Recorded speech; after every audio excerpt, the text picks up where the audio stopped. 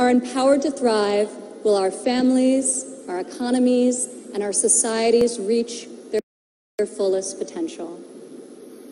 As a former entrepreneur, employer, and executive in a male-dominated industry, I've seen firsthand that all too often, women must do more than their male counterparts to prove themselves at work, while also disproportionately caring for their families at home. After my father's election, I saw an opportunity to leave my businesses for the privilege of serving our country and empowering all Americans to succeed. Our administration is advancing policies that enable women to pursue their careers and care for their families. Policies that improve workforce development and skills training, and policies that lift government barriers and fuel entrepreneurship so that Americans can turn their dreams into their incredible legacies. In the last decade, women have made remarkable strides in starting new businesses.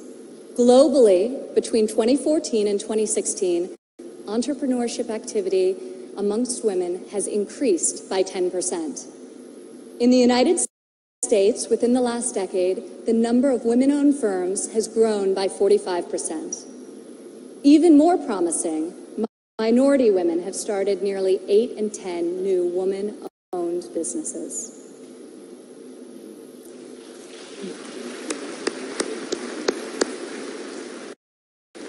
Today, more than 11 million women in the United States own businesses. They employ nearly 9 million workers and generate over $1 trillion in revenue.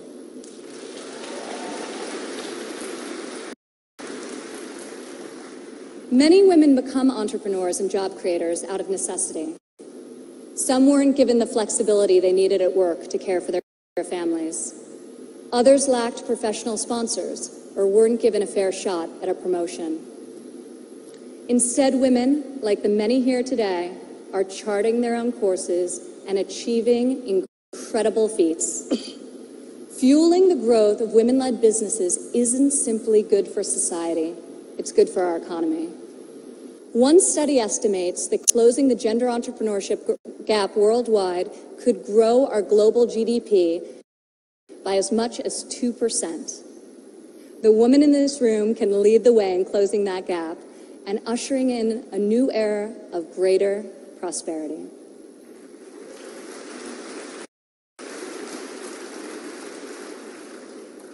Yet despite the soaring rate of female entrepreneurs, women still face steep obstacles to starting, owning, and growing their businesses.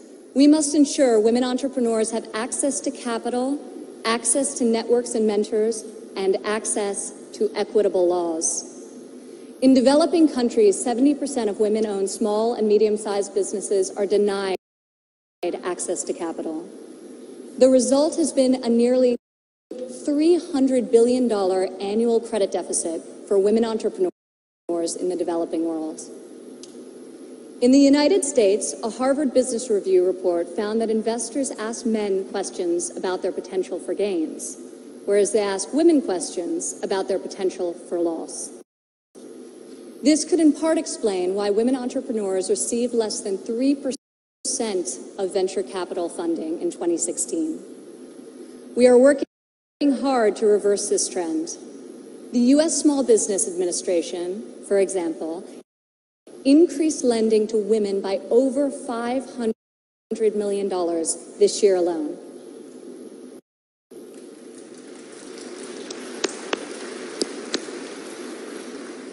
When it comes to networks and mentorship, roughly half of women in the United States say they have difficulty finding a mentor. Yet mentorship is critical to success, as each of you knows. Entrepreneurs need professional guidance to help them start and grow their business. In the United States, we are fostering mentorship through programs such as SCORE, a nationwide initiative where successful men and women coach those who want to become their own CEOs. And when it comes to equitable laws, while many developed and developing countries have made tremendous